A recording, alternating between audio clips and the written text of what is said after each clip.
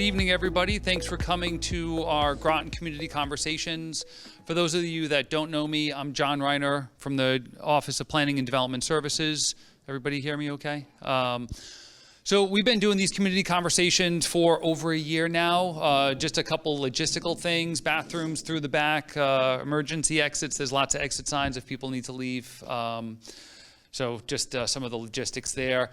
Appreciate all of you coming. Tonight's format, we're going to do, well, first of all, what we're covering tonight, hot topics. You know, we've been hearing a lot of questions from people, what's going on around town. We kind of wanted to do a little bit of a deeper dive into that. And then also, as we get through the short presentation in the beginning, we want to then jump into actually having some conversations with all of you, facilitated by staff, and talk about things that are going on, things on your mind within the town. And then we'll kind of finish things up as we always do with a little bit of a breakout here from each of the groups and do that little kind of question and answer section like we normally do. So kind of to dive right into things tonight, we wanted to talk a little bit about the development process, how things happen. I think there's a lot of confusion.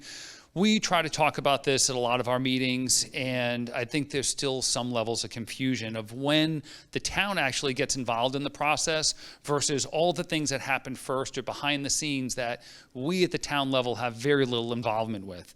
So, you know, this little graphic up here on the screen, there's a lot happen before somebody comes in and applies for a permit or comes to talk to us about what they can actually do on a piece of property. Often it's a developer, maybe some homeowners thinking about a business they want to do, subdividing their property.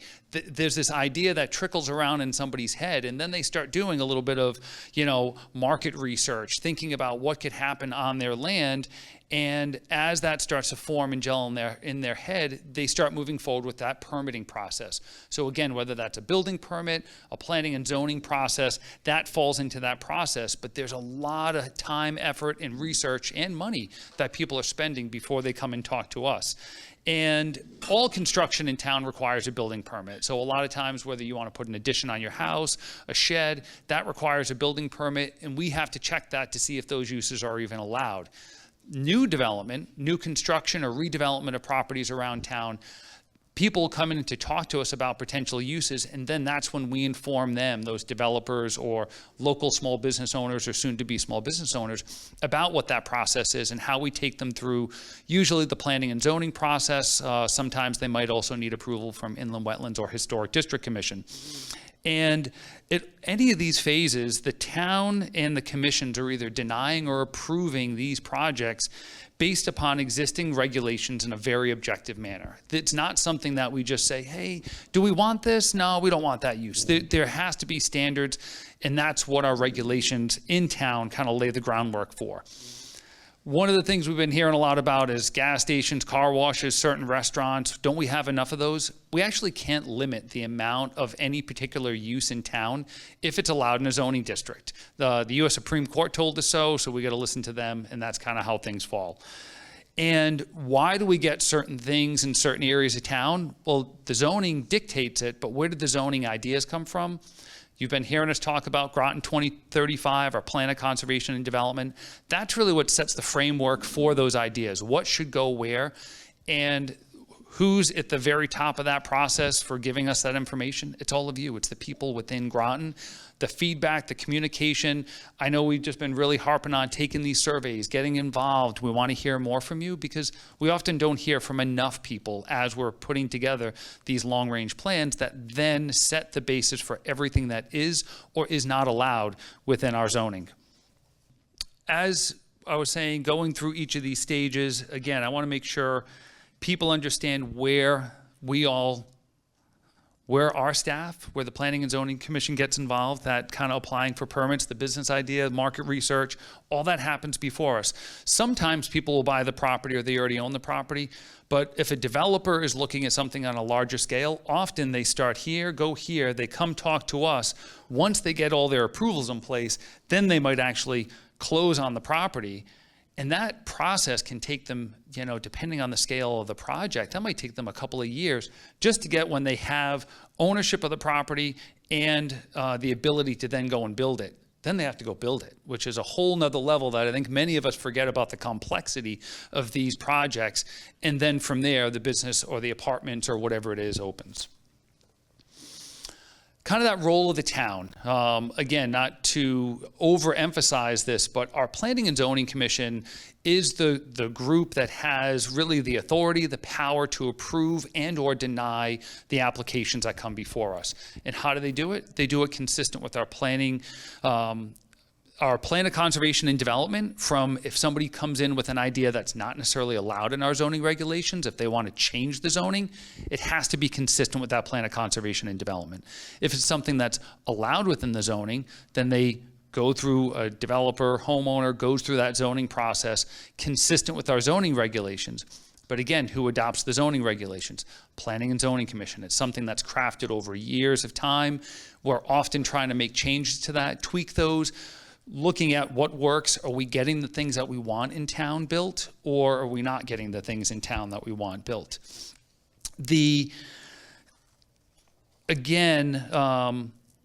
We cannot legally pick or choose what we want in town. So, I've kind of joked before, we're not going to, gas station conventions and car wash conventions, trying to attract more of those to the community. That's what the market is dictating. So when people, developers, want to invest in Groton, they're doing research on what does the town need. They look at who lives here, what our commuting patterns are, what the incomes are, and what's needed within the region. I remember a number of years back, maybe 10 years or so ago, the town did a townwide market study, and one of the things that came up was, we needed more auto parts stores. And I think a couple years later, we actually saw one come in. So, as we did that housing market analysis, which I'm not going to say how many units because I'd give the number away on one of the boards, we look at these to try to understand what is that demand within the community. The town, we do studies, research, we try to look at these things, but again, we have to be an impartial body when people come in. We are not trying to direct one type of growth over another outside of what the Plan of Conservation and Development says, or these policies or plans or special documents that we do, which we then try to inform the public, our Planning and Zoning Commission, the council about. These are the things that are needed within the town if you want to have a thriving, healthy economy. We can't just all have Trader Joe's. I know everybody wants that, but Trader Joe's looks at and follows rooftops. If we don't have more people here, we don't get Trader Joe's here. One of the things that I often think about with we're not getting what we want, or I don't want this in town, it's really easy to identify the things that we don't want. We try to pull from all of you, what are the things that we do want? How do we want to see our community grow and develop over time?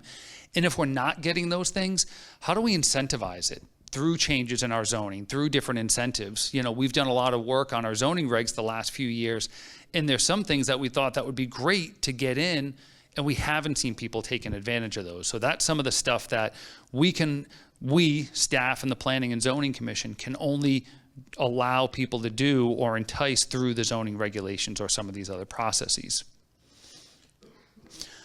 Just another plug for Groton 2035. If you haven't taken the survey on this, please do. There's going to be more surveys and feedback. We're still at the very beginning of this process.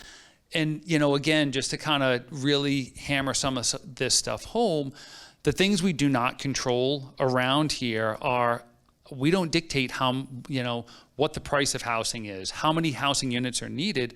We can guide that stuff or what can be developed through, again, Plan of Conservation and Development, our zoning regulations.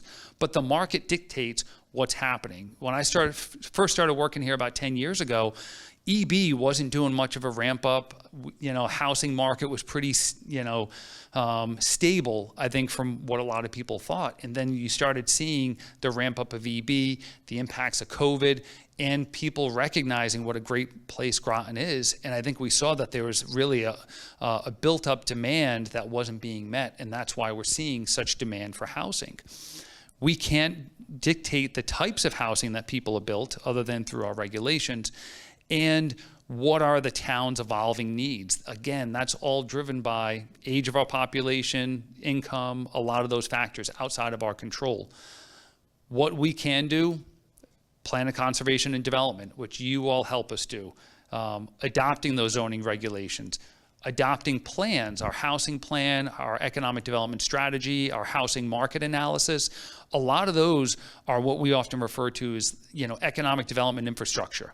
The more of that kind of groundwork and studies and talking as a community that we do, then when people come in, they actually have an understanding that, oh, all right, the community is saying they need these things, they understand it, and they support kind of taking that through the process. Developers often approach us with different projects and ideas that sometimes are not consistent with the zoning or are not consistent with the POCD. And a lot of the public doesn't see those because we tell them, no, that doesn't comply, that's not allowed. And often what you do see is the projects that are allowed that do meet our zoning regulations.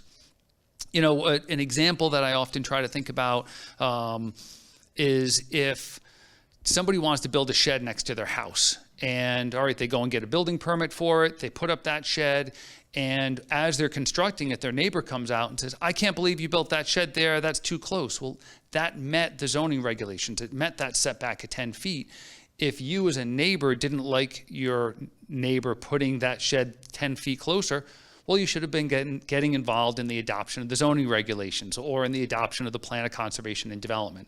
So we try to create these examples for people to see that, again, getting involved early in the process as opposed to during the construction, it's already too late. We adopted these rules, we adopted these regs, and people are making, investment-backed expectations at that point. And that's kind of how things are rolling. We also have to be fair and consistent throughout the process, to developers, to residents, to property owners, to everybody.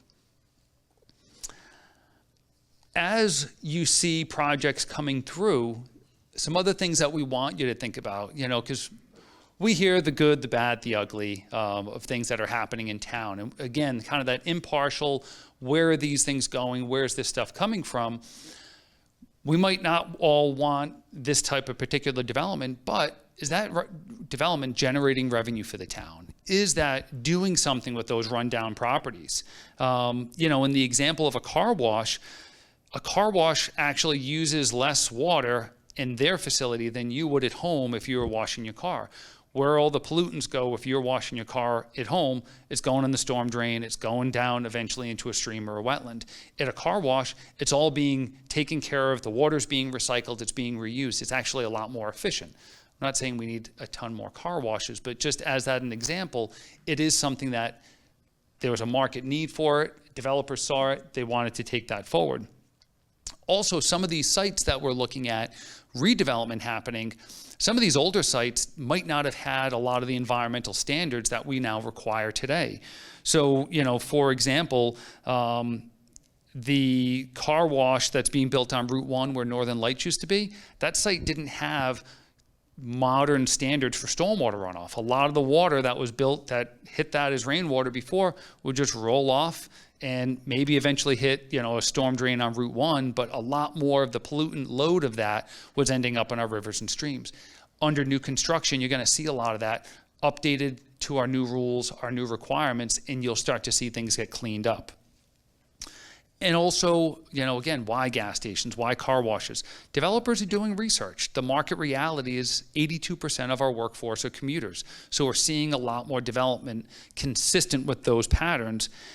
And again, to get back to how do we redirect those types of things? What is it we do want? How can we get development that we want? And a lot of that really comes to the development of our plan of conservation and development. If we need to identify what we want where, and what are those areas that we want to preserve? Everything's not about a yes or a no. Our plan of conservation and development, it's not the plan of conservation and a little bit of development. They're actually in that order, conservation and development, I think just from an alphabetical perspective, but they both have equal value, that conservation and development. So, again, as we're going through the process, as you see new things come in town, try to think about some of these here, of what need is that fulfilling in the town? Because as people build stuff, they don't want to lose money on it. Why are we not seeing more mom and pops open things? Maybe the opportunities aren't there, or people don't want to risk their money on stuff. But as time goes on, we start to see some of these things happen and a slow improvement on projects. So kind of the next thing we're going to do, I'm going to be done talking up here for now. We're going to break into 3 small groups. So we got these kind of 3 main tables here. Those that are sitting in fringe tables, if you want to try to bring up a seat by one of those, we're going to have 2 staff members, 1 planning, 1 economic development, kind of helping at each table. And we're going to talk a little bit about some of the boards that everybody populated and put stickies on when you came in, and then get into some of those hot topics and things that are happening in town. We want to hear from you and get that kind of conversation going. No particular table is going over one topic versus the other. We want to make it a little bit more of a free-forming discussion. So we'll do that for about 30 minutes. And then after that, we'll do a little bit of a breakout from each one of those tables, and we'll do the typical, if people have questions that either didn't come up in their group or that they want thrown out to the larger group, put them on those note cards that we always hand out, and we'll go through those at the very end. So if we want to give people maybe 2 minutes or so along the side here and there, if you're sitting at one of these round tables, come into the center. If there's not enough seats, just bring one in and we'll kind of squish one in. We'll try to do it as equal as possible. Thank you.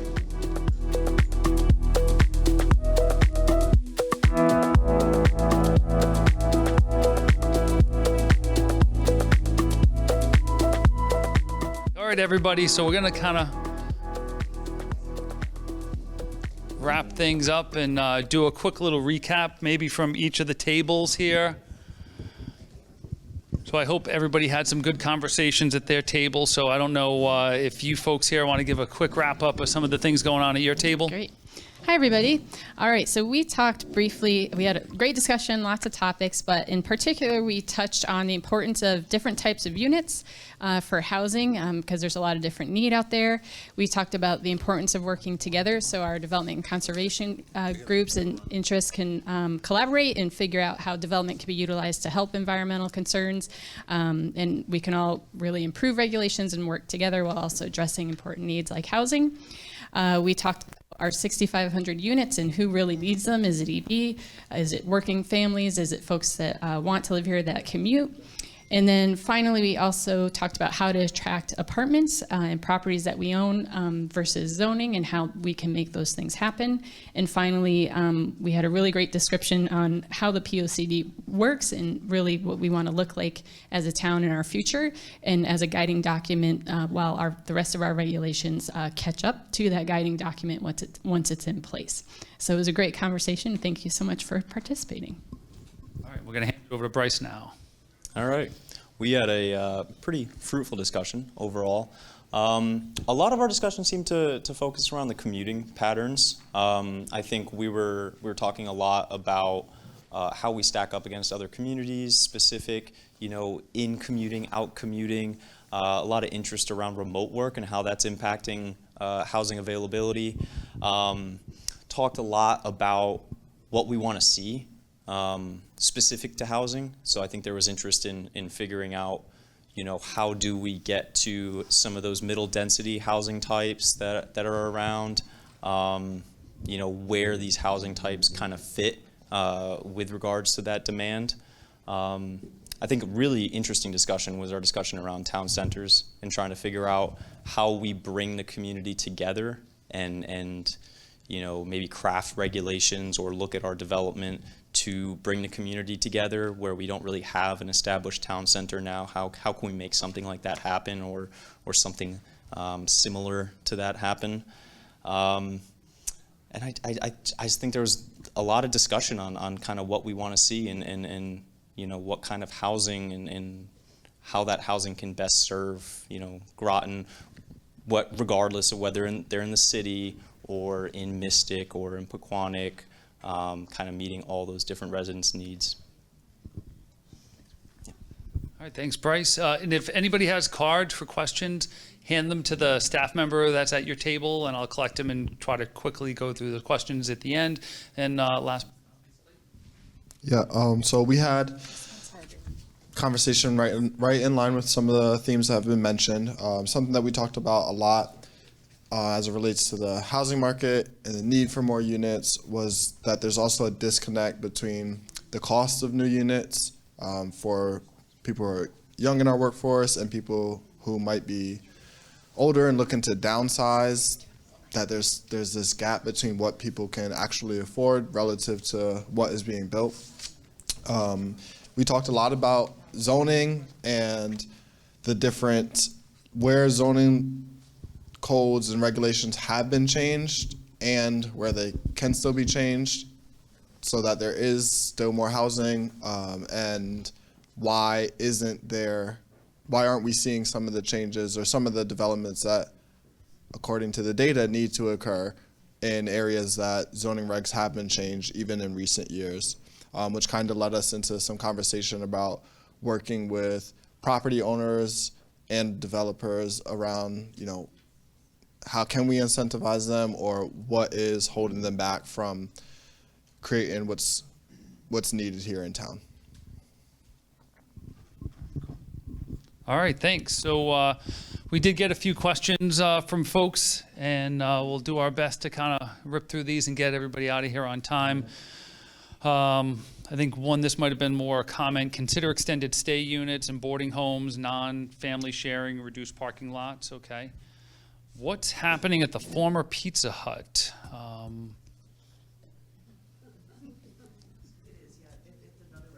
Oh, it's another restaurant. Okay. So I don't have all the answers all the time. I got to kind of call a friend every once in a while. So for projects like Groton Heights, why does the committee go into executive session?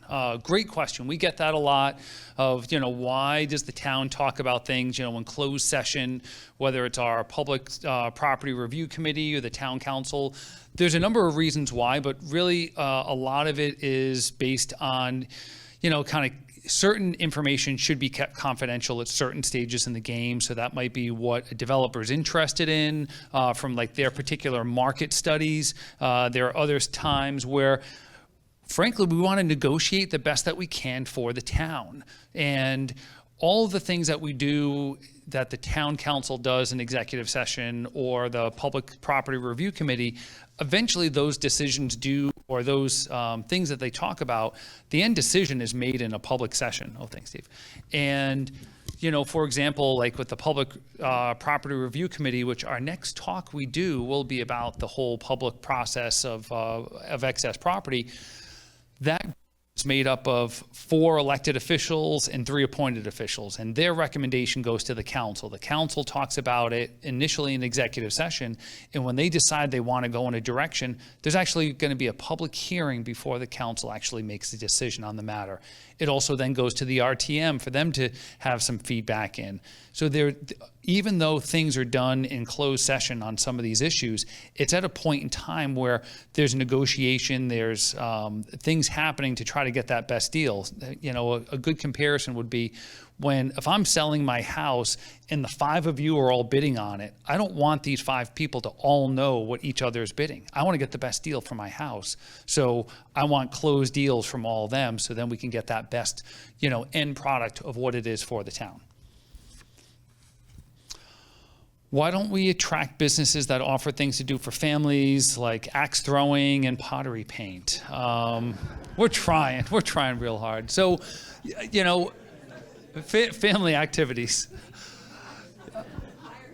So, what's that? Yeah. So again, we do our best through our zoning and through just some of our market studies to show people, the opportunities that are here, but we really can't dictate the businesses that come in at the end of the day.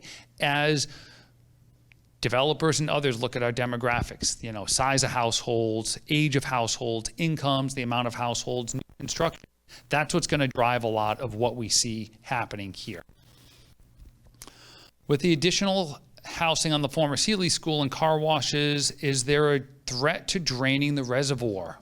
Great question. We hear, we're going to run out of water. How can you permit all these things? So in addition to the Planning and Zoning Commission, taking things through their process, a lot happens at the staff level before things get to them. So not only does planning and development staff review things, we meet with the fire marshal, we get Groton Utilities involved, we get the wastewater treatment folks involved, looking at capacity of our water systems, our wastewater systems, our roadways. All of this stuff gets worked into what happens and if things are allowed or not allowed within the town. Why don't we try to attract more mom and pop shops to the area?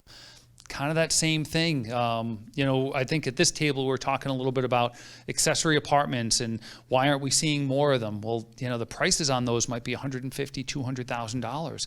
It's a lot for somebody to start up a business and make that kind of investment. We do see some of them, but it takes a lot to do that, and not everybody has that financial capital. Again, our zoning regulations don't specify mom and pop use versus chain or some other type of use. It's based on, retail or restaurants or, the larger type of use of what that end product is. What incentives does the town have in its toolkit for bringing in desired development? All right, good question. There's a number of different incentives that we can do. One, we try to incentivize things through good zoning, but that doesn't always work. We also, within the town, a good portion of the town's within a state enterprise zone, which has some tax benefits for the property owners as they invest new money in new property. We also have a number of tax increment financing districts, which we could spend a whole night talking about that. Unfortunately, nobody's utilized our tax increment financing districts. It requires a large investment to kind of help move that forward. We have some other smaller programs. We have a business pivot grant program that we got through our ARPA funding that our economic development division does. We do another, I can't remember the name. There's another economic development incentive that we have that helps when people are expanding or building something new to help pay for a little bit of the infrastructure. It's not significant. I think the largest grants we've given out on that are around $100,000, but those are usually maybe more in the $20,000 to $30,000 range. And the town can enter into like tax stabilization agreements or tax abatement, but we generally tend to stay away from those, nor do we hear from developers that those make that big of a difference. A lot of it comes to having a clear process. The more communication that we can have this early in the process so that our zoning and permitting is that much easier for developers because we know what we want, that's what developers are looking for, and that's what helps attract them to a town. How does the town balance economic versus quality of life issues? Whether it's data centers, shopping centers, downtowns, but also not, destroying our downtown. So again, we try to balance these things out through our zoning and through our regulations. We can incentivize certain things. We can allow certain things in some areas, but there's, again, if a property owner in town, whether it's downtown, if they don't want to sell, if they don't want to redevelop, we can't force them to. And that's why we'll see things happen, some of our excess school properties, we're seeing things happen because we, the town, are taking the lead to sell those. Developers want land in this town, but there's not a lot available on the market or that people want to partner with.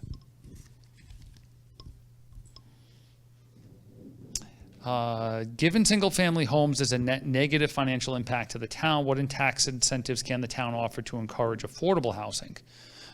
So again, every single-family home is not necessarily a negative financial impact because from a tax perspective, all right, school-age kids, they cost a lot of money. We're watching our school-age population continue to decline over time, but multifamily housing actually pays, so this is single homes. Multifamily housing, a number of multifamily housing developments in town all fall within the top 10 taxpayers in town. We get a lot of money from multifamily housing.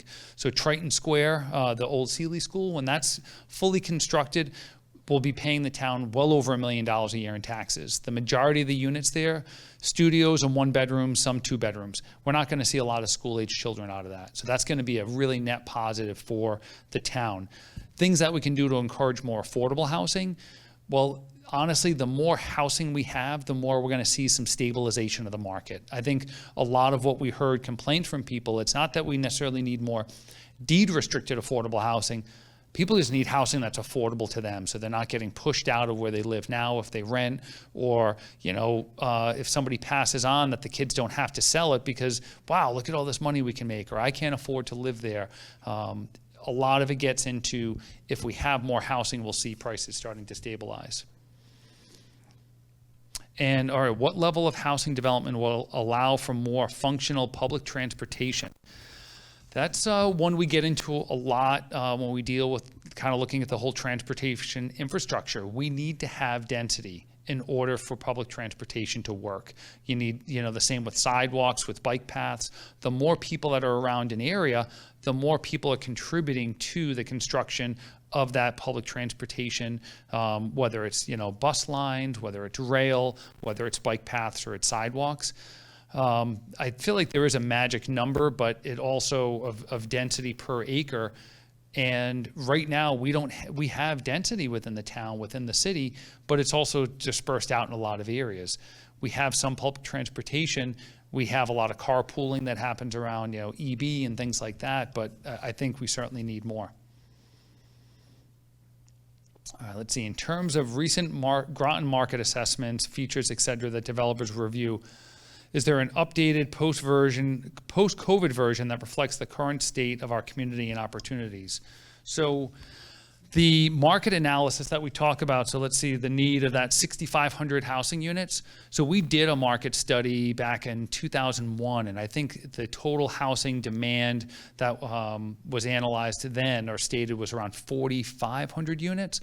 We updated that number a couple of years later, or updated that study a couple of years later, because we wanted to get a better picture as kind of COVID stuff settled down, and lo and behold, the number only went up. We haven't done that on all industries in town, but we can see just kind of where some of the pressures are.